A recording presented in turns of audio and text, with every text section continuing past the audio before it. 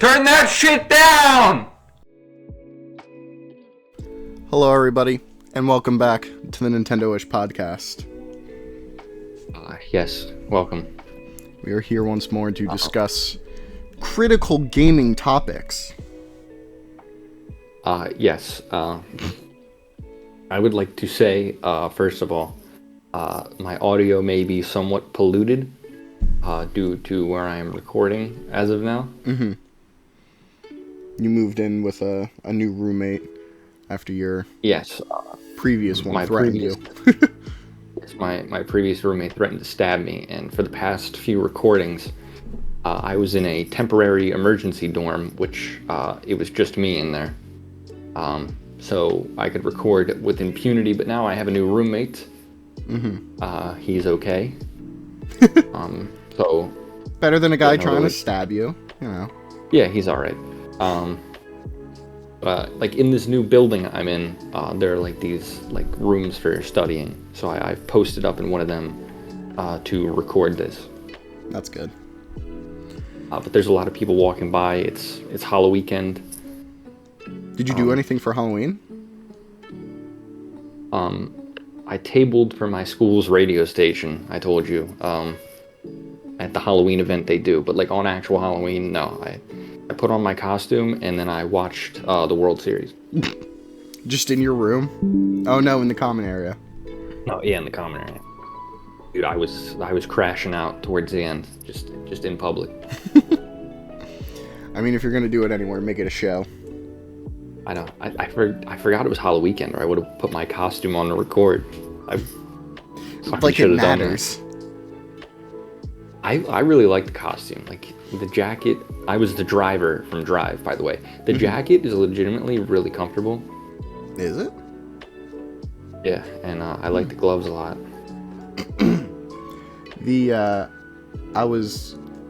Little did you know, I have the duck mask on right now. But yeah, just make the audio even worse than it always is. No, I don't have a duck mask on. But that sweatshirt that I got isn't too bad. It's a weird material, but it's comfortable. But I feel like there's news to get into. So I feel like one thing that piece of news. I think one thing that we can talk about is the Animal Crossing update that's going to be coming out. Did you finally watch it? I did. And I have very mixed feelings about it. I don't care about Animal Crossing. My only reaction was like, wow, that Lego furniture is cool. Yeah, it's weird that they're adding Lego furniture into it. No, it's not. Well, I mean, There's the Lego fact that Animal it's like Crossing. officially branded Lego stuff. Well, they've done that before. Have they? Not Lego, but other brands. In Animal Crossing? Yeah. Really? They had a promotion with the Hello Kitty, whatever company's behind that. Sanrio, there you go. I don't remember that. But it seems in mine. It was in like the Welcome Amiibo update of New Leaf. Nothing has ever been in the base game as far as I know. Interesting.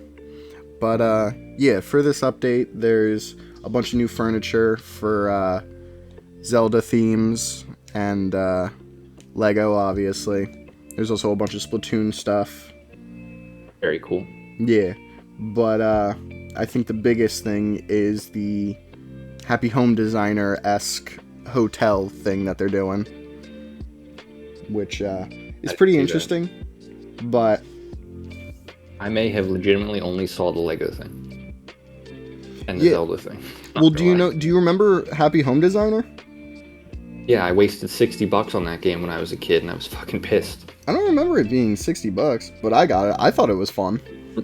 However much it costs. Yeah. I thought it was probably $40. Entertaining. Like most games should be. Well, yeah, but it is surprising that they're rolling this big update out for free and not making it paid. Well, it's Animal Crossing. It is, but even still, Nintendo with their DLC and shit. And surprisingly enough, the Nintendo Switch 2 edition is only going to be like $5 to upgrade, which is even more surprising. Free. It should be free, but for $5 and all the stuff that you're getting, it's not that bad. Yeah, fair enough. I will say, though, you're spending $500 on the console anyway, you know. Yeah, right. Well, other Nintendo Switch 2 editions are fucking, like $20. I think. Yeah, that's retarded. Yeah, that's psychotic. I don't remember exactly what Breath of the Wild and Tears of the Kingdom ones are, but they're much more expensive than that, and I don't think worth it. But to each their own, whatever. I will say the one thing. Go ahead. I was just saying. I said just play old games. Yeah. Which we'll get into. But I think the one thing that kind of irked me about it was the dreams.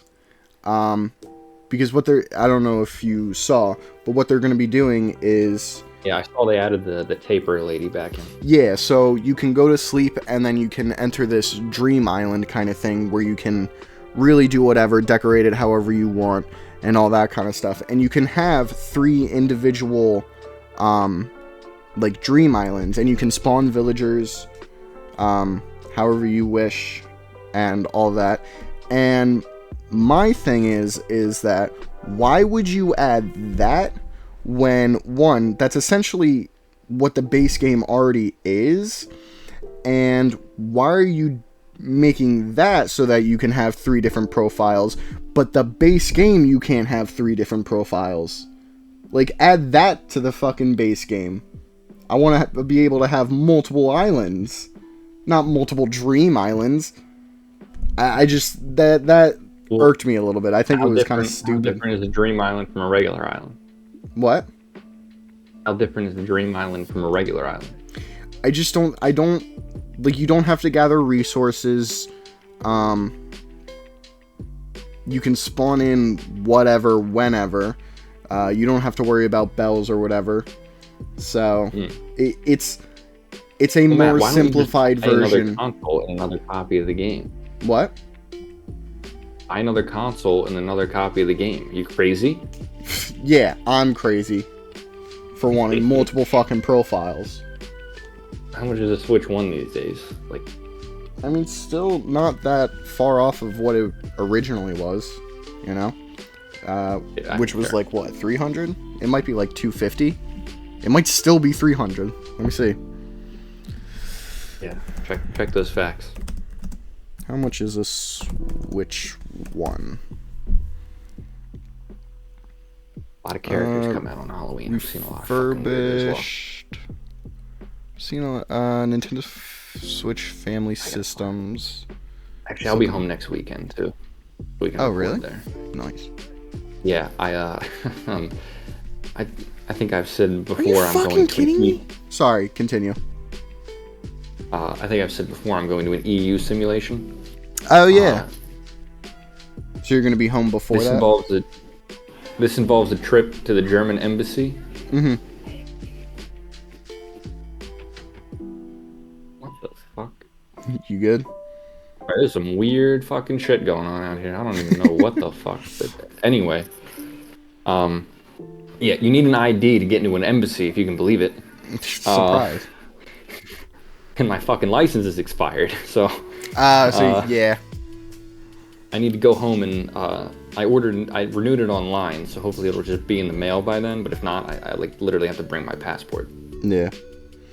Also, the Switch 1, as on Nintendo's website, is $339. Well, $340. How much is the Switch Lite? The Switch Lite is $230. And the original Switch OLED is $400. What was the launch price for the Switch? I have no idea. I thought it might be less than that. I thought it was like $300. Price okay, side note. for the Switch. There are 9 both men and women dressed in bunny girl outfits. Oh. And there's another guy dressed up like a pimp. on November 1st. That's the procession I saw walk by. That's where I was going. What the fuck? Like, I don't. That's a wild fucking costume. Yeah, once this is done, I'm gonna watch the World Series in the common room again. Yeah. Game 7 tonight. Go Jays. So yeah, the Switch's original price was $300. So now a Switch costs more than when it launched. Ridiculous. I don't even know how that's... I don't want to say legal. I get how it's legal, but it's fucking stupid. That is strange to me. They didn't lower the price after Switch 2 came out. That's fucking weird. Yeah, I don't know. That's like... And like $40 is like a pretty decent price hike. In all honesty. Well, that's inflation. Call it whatever you want. It's fucking horseshit, is what it is. Well, that's their justification. I think it's bullshit. I think it should be like $250. Yeah. Maximum. Well, I think even if it stayed $300, you know, with the tariffs and inflation, which debatably are not suitable arguments for this kind of shit, but even still, I think like keeping it at $300 is fine. Better than a $40 price hike from the original price. That's insane. Yeah, that is very insane. But I hope the mic isn't picking any of this up. These fucking bunny it is a are little being bit extremely loud. Okay. But I forgot it was Halloween. Fuck. It's not Halloween. Halloween was yesterday. Halloween, Matt. Oh, Still sorry. Saturday, bro. Fucking stupid. But anyway, yeah, I just think Animal Crossing having multiple dream islands is a little weird and kind of stupid. Like, I want to have multiple profiles on the actual island, but I guess at a point you can't really change that after the game has officially launched. Or maybe you can. Do you know how many New Leaf, Matt? What? You know how many islands you could have in New Leaf? That's different. The difference with that is that you're like a DS or a 3DS is a personal console. You know what I mean? Like a Switch can be a family console, whereas the DS is small and handheld. It's only going to go to one person. It's all in the cartridge. You just buy another copy of the game. I think even with New Leaf. And I might be wrong about this. Even if you have the cartridge, if you put it on another 3DS, you'll have like your own save file. No, it's all on the cartridge. Really? It's a true cartridge-based system, man. Because I know on the Switch, it's like that. Like it's not. West Hall turning into Playboy Mansion. This is getting ridiculous. This is legitimately insane. Yeah. But anyway, so is that everything about Animal Crossing? That's pretty much everything from the Animal Crossing that I remember. You know, I think adding two new villagers is kind of cool. They added new villagers? They added 2 based on Legend of Zelda, like Breath of the Wild and Tears of the Kingdom characters. Oh, word. Yeah. You're being really fucking loud now. This is getting ridiculous. You're fine. If it gets too crazy, you know, it gets too crazy and we can have a much shorter episode. I'm going to go out there and I'm going to shake my fist at him. Get off my lawn! Fucking old man. Anyway, in bigger news, Matt has started to play Xenoblade Chronicles. I haven't gotten that far. I've entered chapter 3, and I've just been doing a lot of like side quests for Colony 9. And I think I've completed most of them, but I still got a few more, but I'm probably gonna move on. I did get the Silk quest. Good. I forgot that like Xenoblade 1 had chapters. Because there's like 27 of them. Like Jesus. They're not really. Yeah, it's weird. Like some of them are extremely short.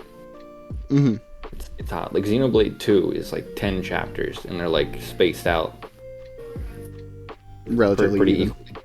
Yeah. Yeah. because like I'd save the game in Xenoblade 1. I'd be like, chapter 27. What the fuck? And I was like, oh, this chapters? It never tells you in the game. It's just on like the save file. It's weird. Yeah, I felt like that was weird.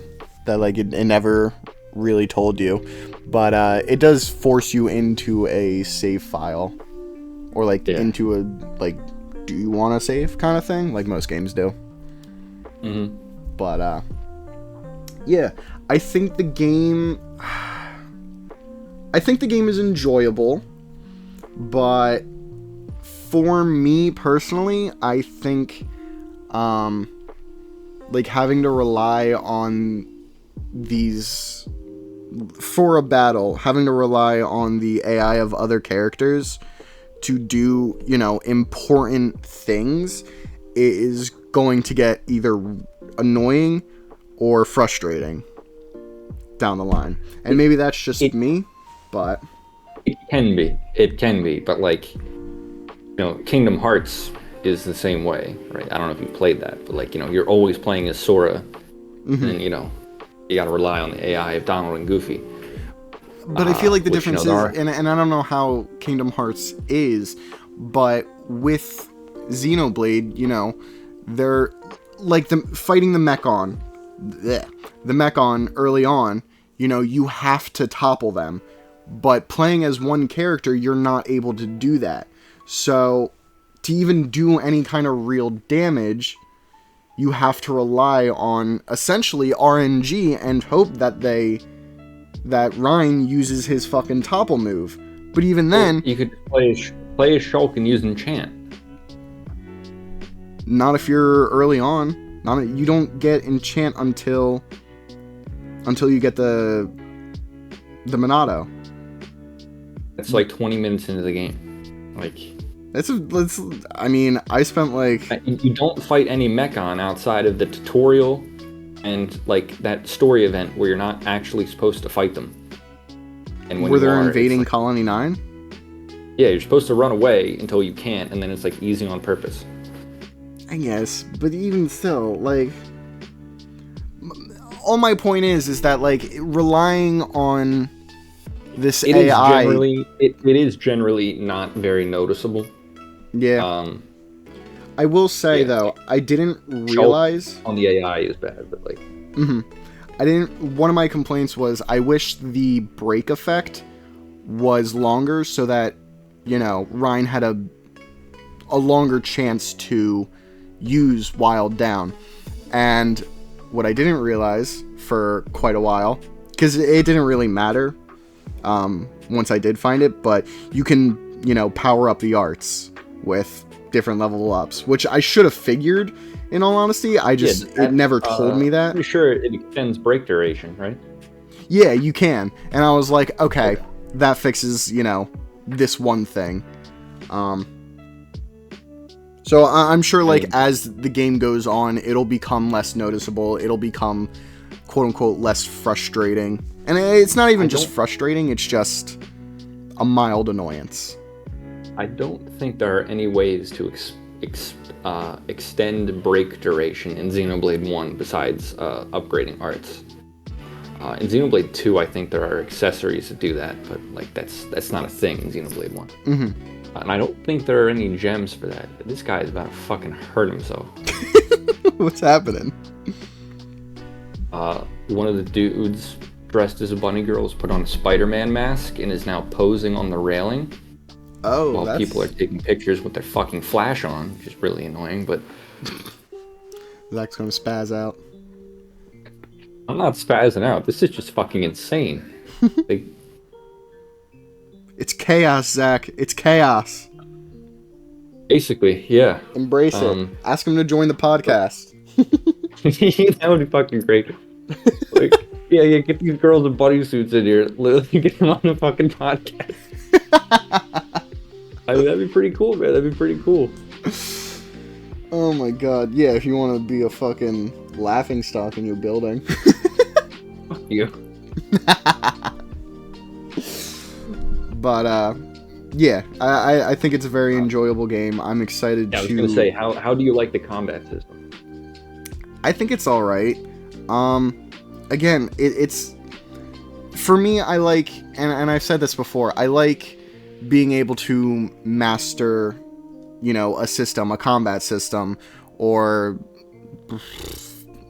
you know, just doing things more efficiently, like in Pikmin, in Hollow Knight, you know, mastering the combat, mastering, you know, when to use spells, how to dodge, and all that kind of stuff. Pikmin, it's what Pikmin to bring, where to send them, where to send other captains. That's why I like Pikmin 3. Oh yeah.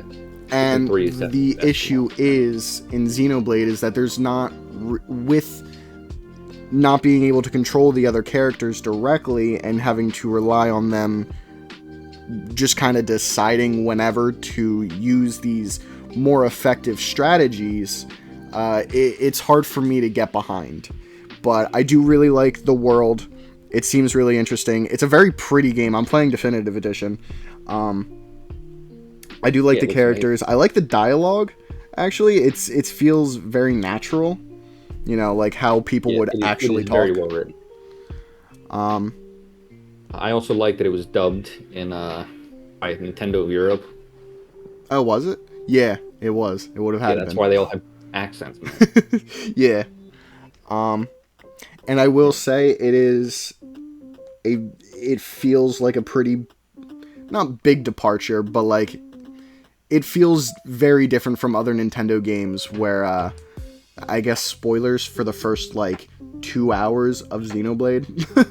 But Fiora dying and that kind of whole scene was very unexpected within a Nintendo game. You know what I mean? Yeah.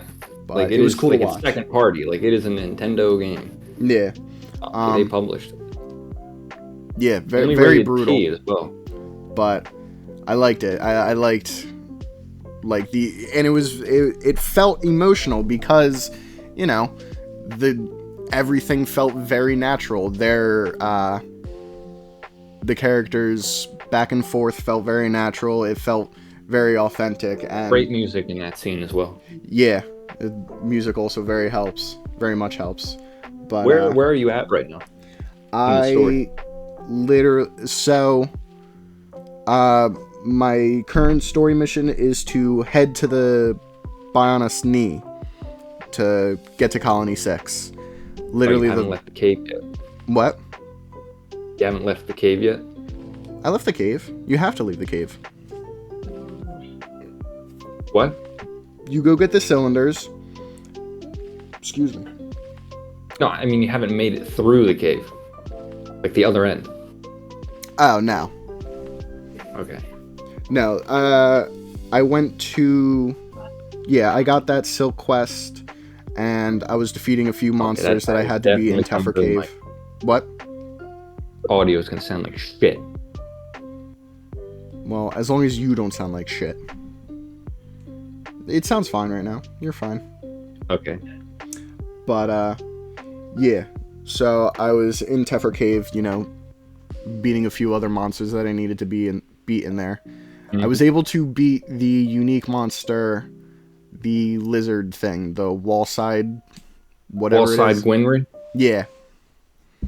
I was able to beat him. Great unique monster.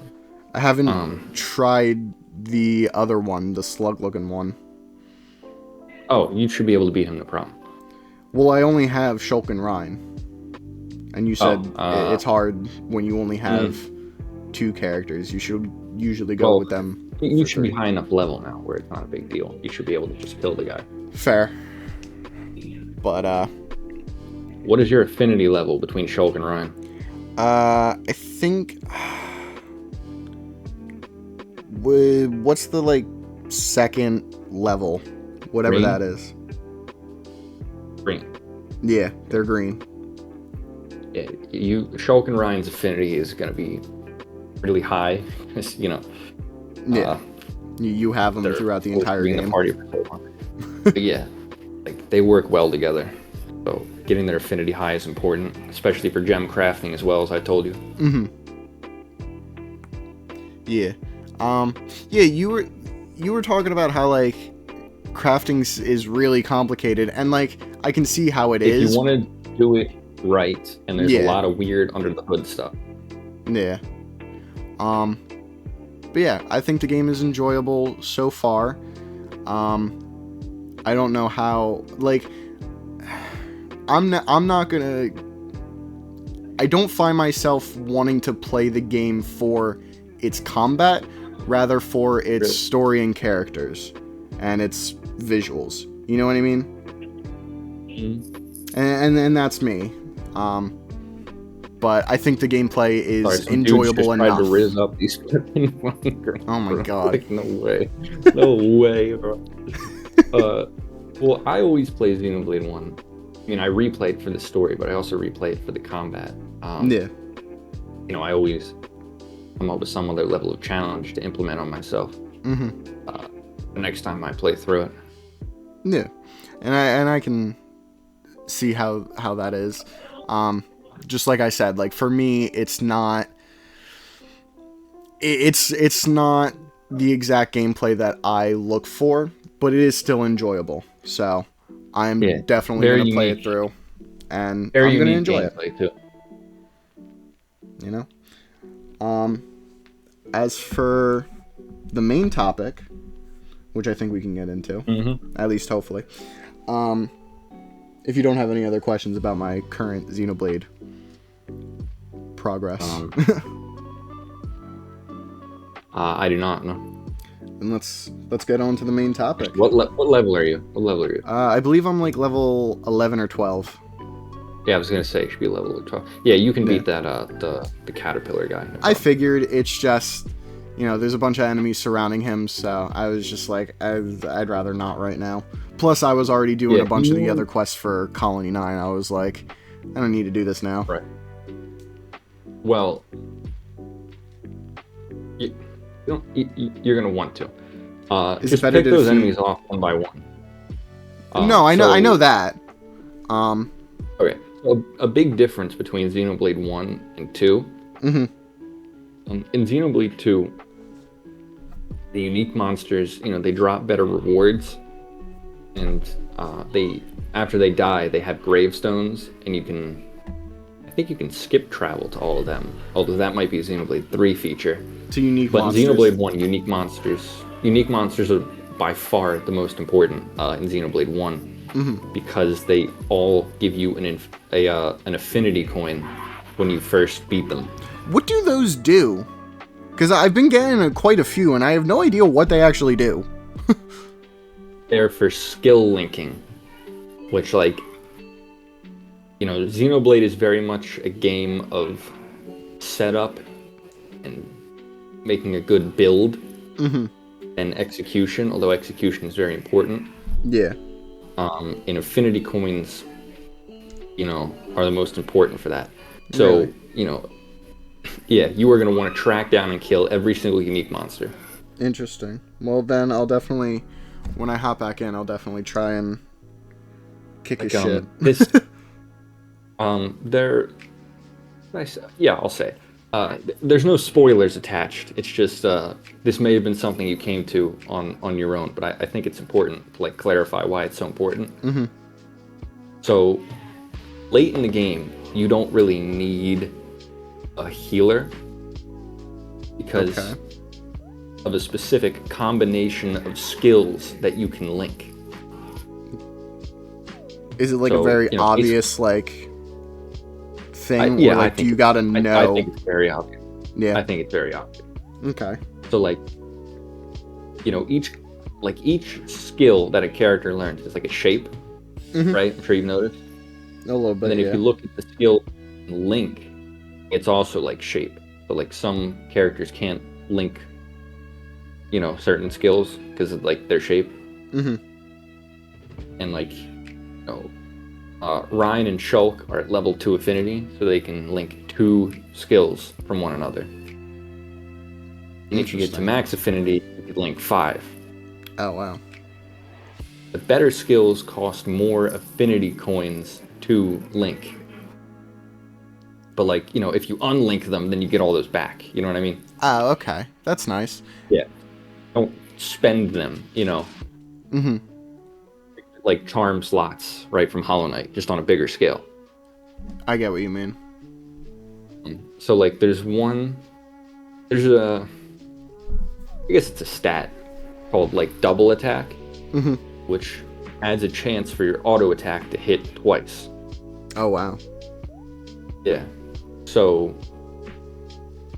there are gems that increase that. There's also skills that increase that. The base rate is 0, right? So, Yeah.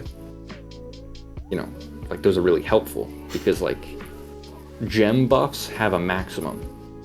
So I don't think you can get more than 40% total double attack from gems, right? Mm-hmm. So to get more chance of a double attack, you'd have to use skills.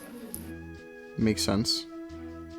But there's also a skill that turns all double attacks into critical hits. Holy shit. Yeah, so if your double attack rate is like, you can get it, I think, to like 55-60%. Oh, shit. Well, and you have your regular critical chance on top of that 60%. Yeah. So you're going to be critical all the time. And there's another skill that heals you every time you do a critical hit. Oh, my God. Yeah. So you combine that with haste, which, that's a late game ability, or a late game gem, right? That increases your auto attack rate. And, you'll be pretty much good for healing wise. Yeah. Interesting. If you take some other bespoke healing skills into account. I think that's an extremely obvious skill combination that anyone would probably think of. Mm-hmm. Critical healing is like really good in Xenoblade 2 as well. Like that is like throughout most of the game, that's like what you want to do. Like you don't need to use healers in Xenoblade 2 either. Like critical healing will like basically do the trick. Mm-hmm. I also but, like that's like. Keep going. Sorry, no, go ahead. No, I wasn't saying anything really. I was just saying, like, I'm playing through Xenoblade 1 because, in your opinion, that's the best one. But I completely forgot that I also have Xenoblade 3. But I think I do. Oh, cool. I did try playing that one and did not understand it. Hopefully I understand it and appreciate it more after beating Xenoblade 1. Yeah, I feel like Xenoblade 3 and 2 are fine to start with. Mm-hmm. But like Xenoblade 3, there's a lot that you wouldn't like fully understand. I will say, Xenoblade 1's tutorials are really good, but they really don't leave anything up for interpretation. But they also do. It's weird. Xenoblade 2 has this very severe problem where there's no fucking tutorials at all. I've heard. They have the most complicated goddamn battle system I've ever seen. Like it's dumb. Like it's legitimately dumb. Really? But like Xenoblade 1's tutorials are all really good and in-depth.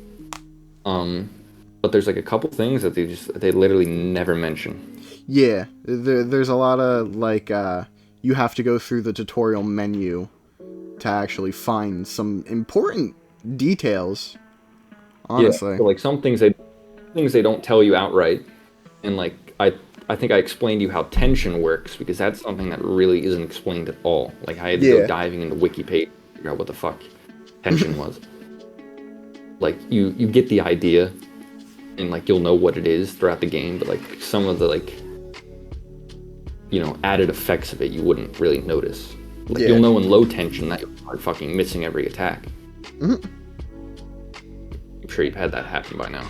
Every once in a while. Like if a character dies and everyone's tension like goes straight to 0. Rough. And then you're gonna miss every move, and then that might be it for you. But yeah, go back. You can kill Cellar Bugworm. I will. Once I hop back in, but let's get on to the main topic. We're about halfway through the episode, at least hopefully. We're about 30 minutes in.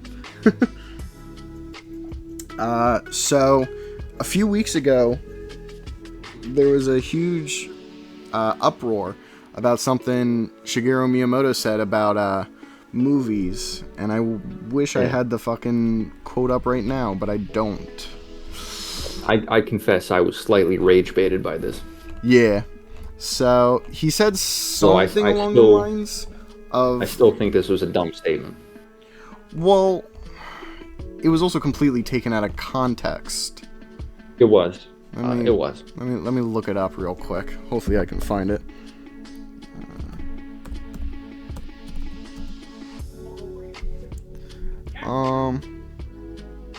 Yeah, so the quote that was thrown around for like a week, not even, was games eventually stop running when newer versions come out, but films remain forever.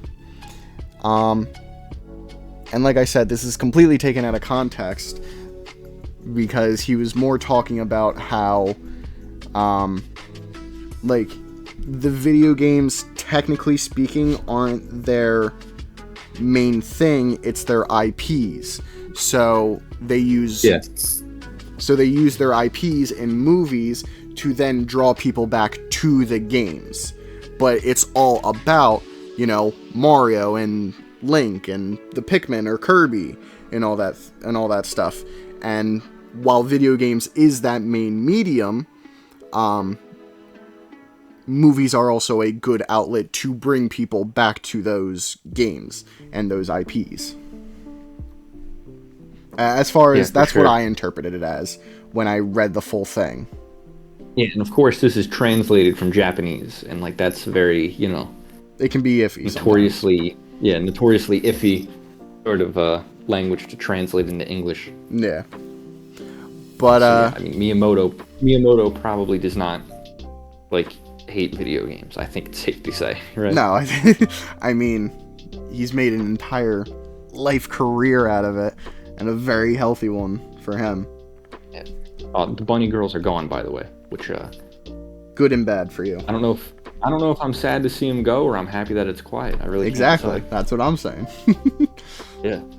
But Zach did indeed. They.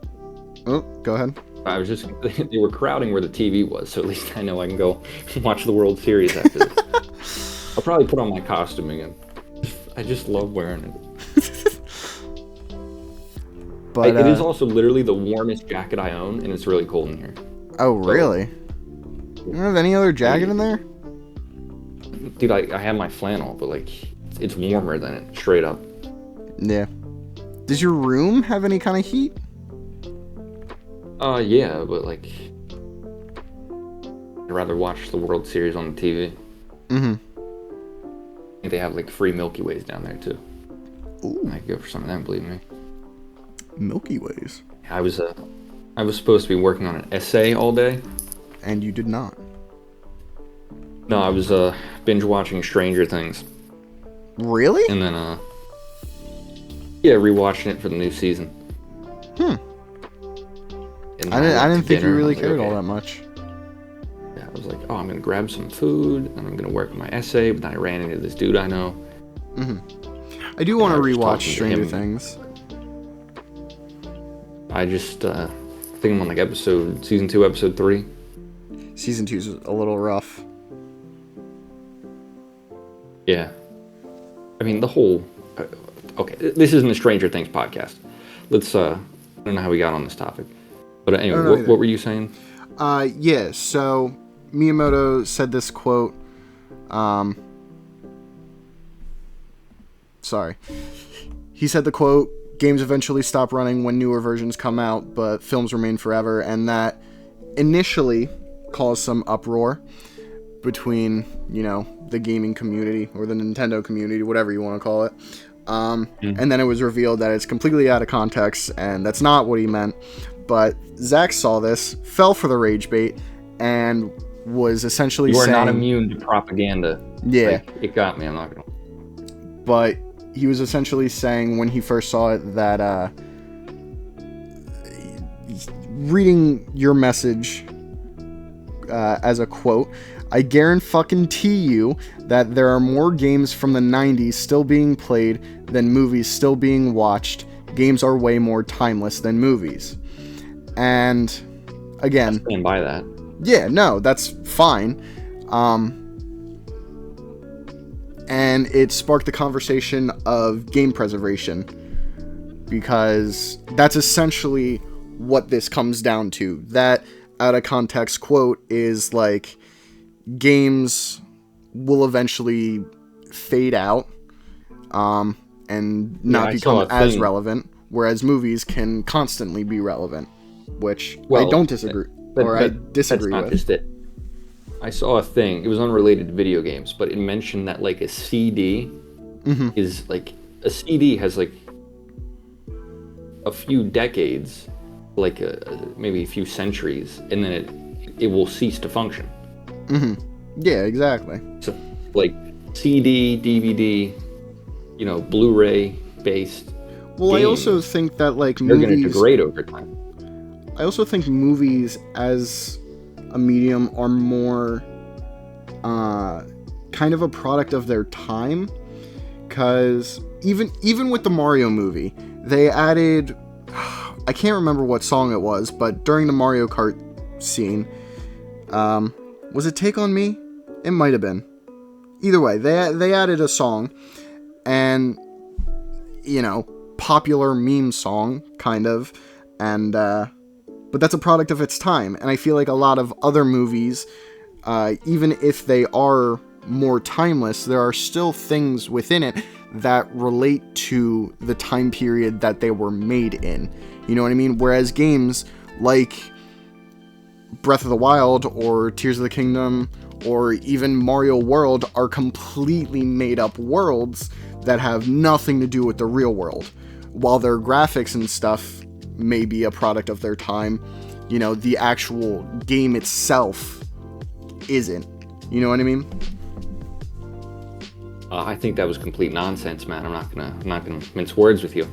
I think if a movie is shitty, then it will age poorly. But I mean, there are movies from 80 years ago I've watched, and I'm like, that could come out today.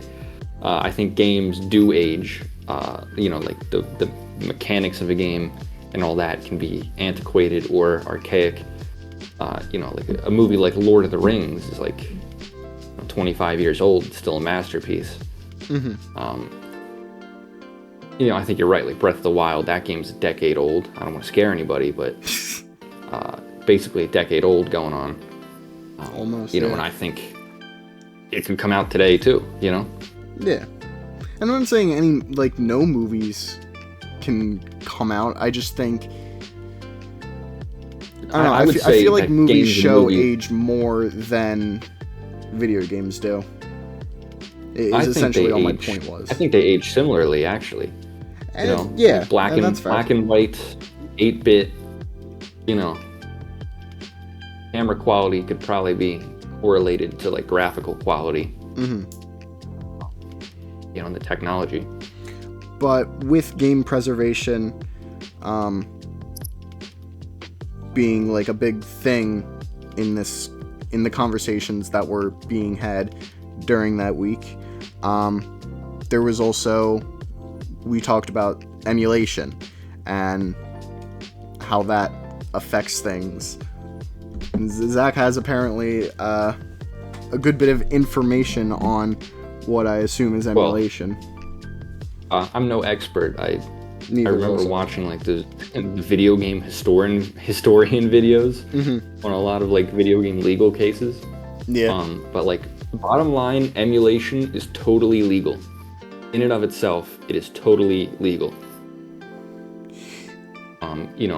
Software that can, play N64 on a PC is not inherently illegal. It's not inherently infringing on copyright. Yeah. They are just programs that can run these games. And the most legal way of doing it is dumping your own games and then being able to play them on that emulator. That's the idea.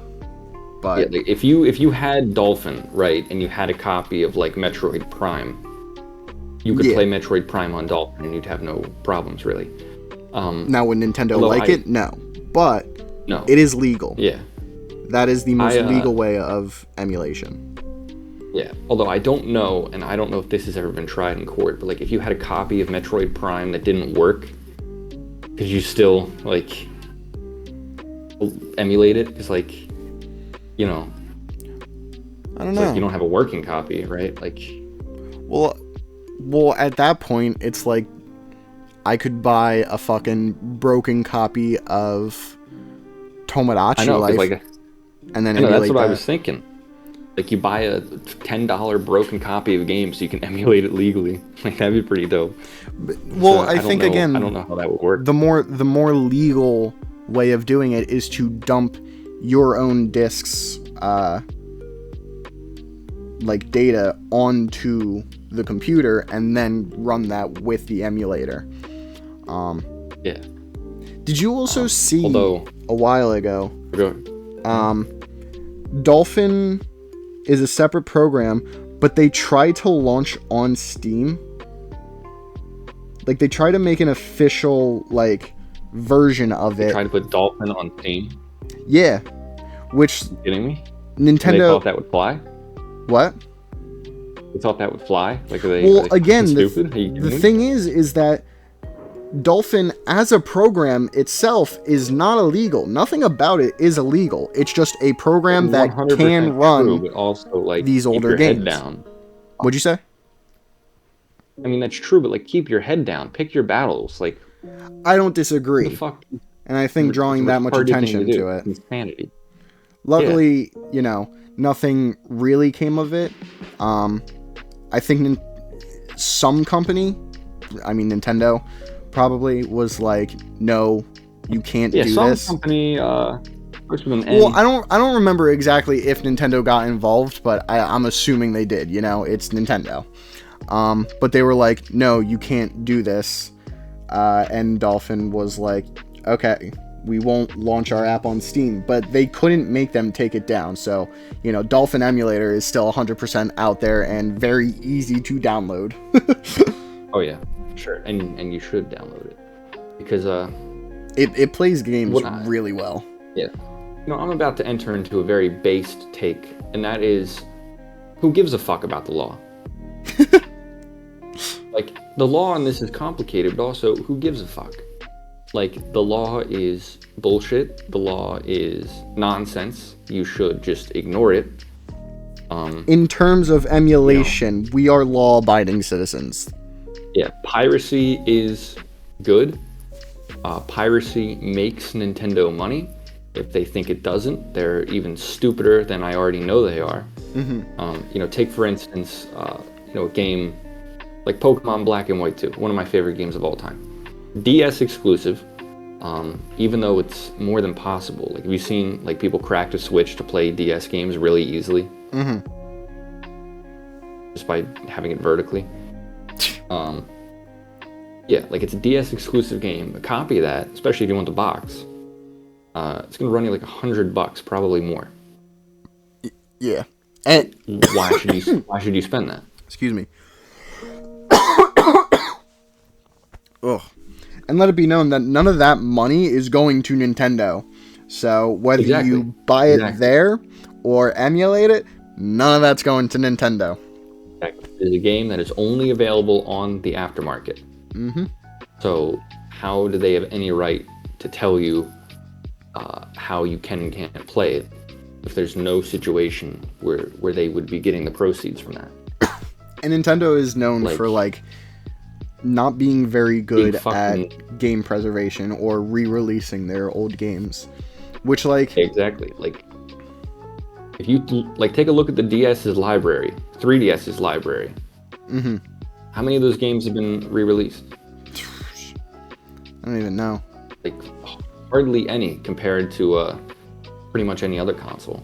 Well, those ones specifically are difficult to do because of the dual screen. Now, that being said, they were able to do it with the Wii U. They're just not going.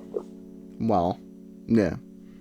I still think it would be kind of cool if they released another screen that you could plug into the top and then essentially have a giant DS that would run you fucking... Screen. Like, the one I saw, it just had an attachment that you slide on, and then you turn the Switch, you know, portrait mode. Yeah, but that would also be really... Like, how would you play the Switch like that? How would you play the Switch vertically? You have an attachment that lets you, you know, have sideways controls. I mean, you could also have a little. You want to go buy a second Switch just to play DS games, Matt? Like, what are It you wouldn't talking be a about? second Switch. I'm not saying it wouldn't be expensive as fuck. I'm just saying it'd be a cool idea. I agree. It would be really cool. To Like, have another thing is, like, a giant DS. Nintendo does not make their old games available for purchase. Yeah. Like, if you want a copy of Mario Brothers, you're buying a copy of Mario Brothers or Mario All Stars. Mm-hmm. Like, I think the most recent way you could buy it and own it would be like All Stars on the Wii. You know? All Stars on the I Wii. don't think. Oh, Yeah. like yeah, I get what you mean. I don't think there was a more recent physical release than that. And that's Like, the thing. NSO, you don't buy games. You can't even download them, right? Yeah. It's a subscription service. It's bullshit. I think the best time of Nintendo preservation or Nintendo preserving their own games was the Wii U, because their virtual console was pretty good on the Wii U, if I remember correctly. Yeah, like the Wii U, that was awesome. Yeah. I even saw some guys, they managed to crack the eShop and they got it running on the 3DS again. That's wild. So that'd be, yeah, I might think about like side loading like Dream Radar. Mm-hmm. If I were to mod a 3DS, I would buy a separate 3DS, honestly. Yeah, like that's the thing. Like, I don't want to mod my 3DS XL because I don't want to fuck it up.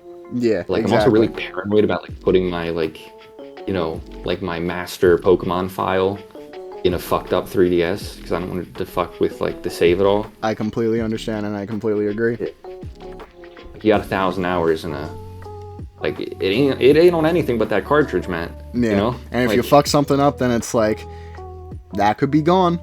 Well, shit. and like and DS cartridge batteries, I think the 2050s they're set to start going kaput. Really? Like Buy you know how replacements they now. gave out yeah, you know how they gave out you can't change it, that would delete the data. The cartridge batteries. Yeah, you know Mew, the Pokemon? Yeah. You know how they originally gave that out via events? No. Oh, well, they originally gave it out via events. Okay. You know how many of those specific Mews still exist? None. Exactly. Because all of the Pokemon Red and Blue cartridge batteries have gone out by now. Interesting. I wonder Maybe how someone that traded like and like that. You can't trade from gold and silver to the GBA. Yeah. And you know what's also gone? All the gold, silver, and crystal batteries. You know? Yeah. And that's just a Pokemon, you know? So, you want to put these on like hard drives where they can be Preserved. copied and copied and preserved ad infinitum. Yeah. I get what you mean. But yeah, it's an interesting thing to look into. And that's when we say, Nintendo is bad at preserving their games, we mean specifically reselling those games, or like providing. I don't even want to say reselling, because like NSO is not true game preservation, in all honesty. Like it is and it isn't, because you can't buy those games. You don't own those games. You're just emulating them for the subscription. And like Mario Galaxy 1+2, that re-release, that's quote-unquote game preservation, because you put those older games on a newer cartridge, which will last longer. Once they cut NSO, all those games are completely gone. There's no new way to play them, and I feel like that's none of these the online issue. services can be around forever. And, What'd you say? Like I said, CDs. None of these online services are going to be around forever. Exactly. So it's like, like in 15 years, your save file is going to be gone. Like, Yeah. you know what I mean? Like, Now, granted, Again, like just on a using cartridge, that lifespan is extended quite a bit, but even still has a certain lifespan. You know, like the batteries.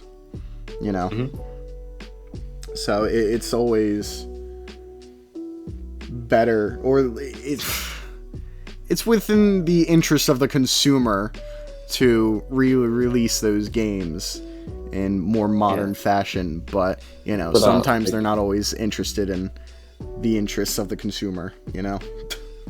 Looking at this through the lens of a Pokemon again, right? You know, you can transfer Pokemon to Pokemon Home from like any recent Pokemon game. Yeah. Like that is like the Pokemon bank. And so like if you had a Pokemon on an NSO game, you could transfer it into that and it would be safe. And like all games should be like, you know, any one Pokemon, I think.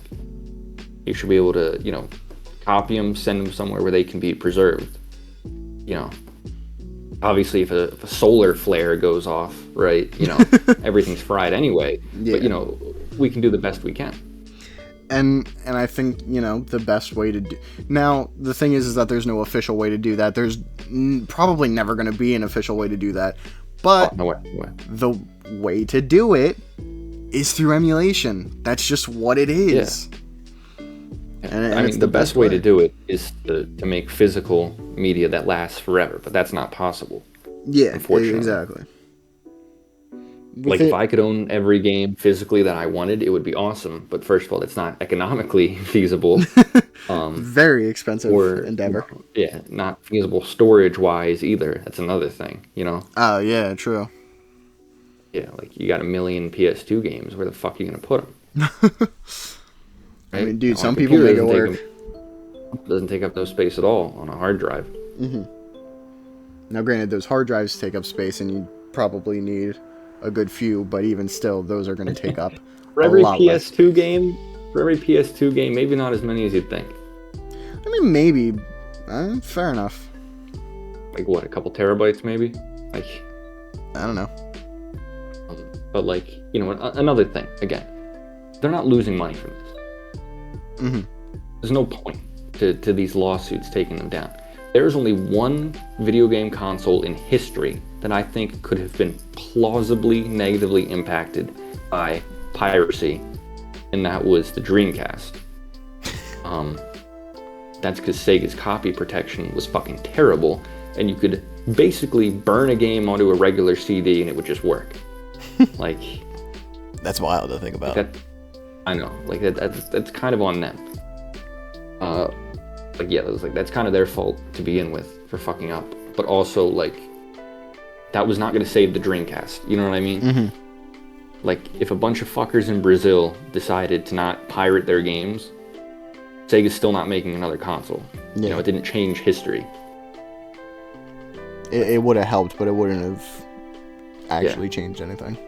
Like, I think it had an impact, but not one that would have mattered. Whereas on every other console, I don't think it had an impact at all. Like, you know, there was a website many years ago called Napster. Sure you've heard of it? Not that I know of, or not that I remember. Well, let me explain this then. Basically, it was a website you could go onto, early internet, and then download music for free. Okay. And everyone in the music industry got fucking spooked, because back in the day you would have to go to a store and you'd have to pay $16 to get an album. Yeah. On a CD. Here you could just download everything for free. But some very smart people in the industry, who were obviously among the very small minority, realized you don't make any fucking money off selling music. You make money off selling t-shirts with your band logo on it. That's what Pokemon realized. Well, no. This is what Pokemon has not realized. Pokemon is the most valuable media franchise in history, but it would be worth, I would say, double the fucking value if they gave away their games for fucking free. Like, I get what you mean now. I think like Pokemon games shouldn't cost $60. That's absurd. Like, they should, you know, for the fucking quality that goes into them. Definitely not. You know, first of all, the quality, and secondly, they still release 2 versions for the main series games. And thirdly, they should be $30 to put them in more people's hands. Yeah. You know, drug dealers figured this out before anybody. You've gone over this, Zach. I know. NWA even rapped about this, bro. How are they supposed to smoke crack without a crack pipe? You give them the crack pipe for fucking free. I don't remember if I had to cut or bleep this out. Don't censor that. It's fucking true. Don't censor it. I don't disagree. However, don't promote drug use. Which I'm you're not promoting drug use. You're not. I'm promoting piracy. I'm promoting piracy. Yeah, I know. But like in a very un-YouTube friendly way. Yeah. Fuck the law, fuck the authority, fuck copyright. I mean, yeah, that's my opinion on the matter. I'm not going to disagree. Nintendo has not lost a fucking dime to piracy in all of its history. Yeah. Like, I am not going to buy a lot of games that cost too much money. And I would play them on emulator. Mm-hmm. And I if would anything, buy them on the secondary market, and they wouldn't get any fucking money anyway. Yeah. So there's no situation like Nintendo can't make money off an NES game anymore. Mm-hmm. You know. But you know what they can win? A leg every month. You know what they can win? They can win the exposure. Lawsuits. Well, yes, but I was gonna say exposure, where, like, again, going back to Tomodachi Life, you see a lot of copies for like $150, like almost at least. Now, ridiculous. Emulate it right now. And if you emulate it, then for free you can tell whether you like the game or not, and then through subsequent re-releases or sequels with Tomodachi Life Living the Dream, you can tell whether you're excited for this new game or not. And, that's kind of... It wins over the exposure, Yeah, it gets people more interested for a much lower price. The crack pipe metaphor. It goes to the crack pipe metaphor. Like, they'll buy the merch, but they'll also buy the next game. Yeah. How are people supposed to know if they like Tomodachi Life if they got to pay $150 for it? Yeah, what's minimum wage in this country? You know how many hours work that is? Dude, it's like $7.25. It's insane. It's fucking stupid. That's a week's pay. A week of your life. You don't eat, you buy Tomodachi Life. Are you fucking kidding me? Buy groceries. Like, I mean, that's exactly. You steal groceries. Oh, well, let's not promote stealing. Piracy is stealing, technically, Matt. I'm promoting piracy. Let's not here. You may as well fucking steal, stealing groceries.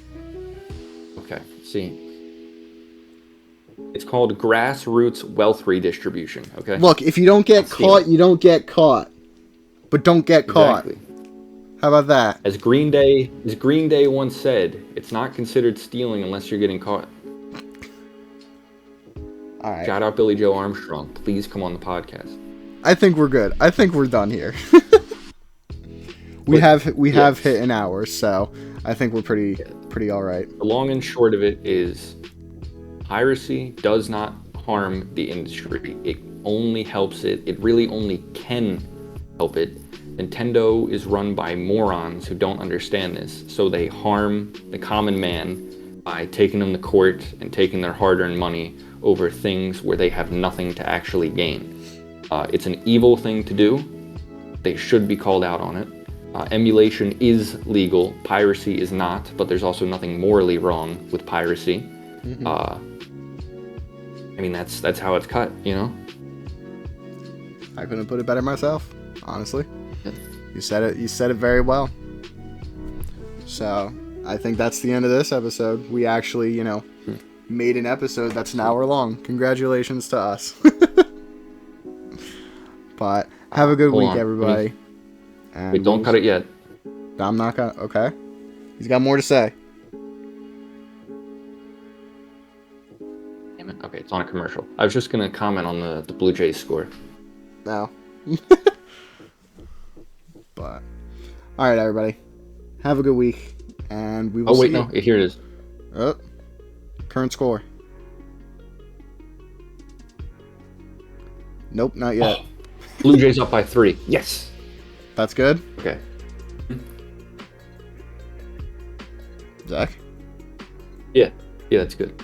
Okay. All right. Go Blue Jays. Goodbye, everybody. Goodbye.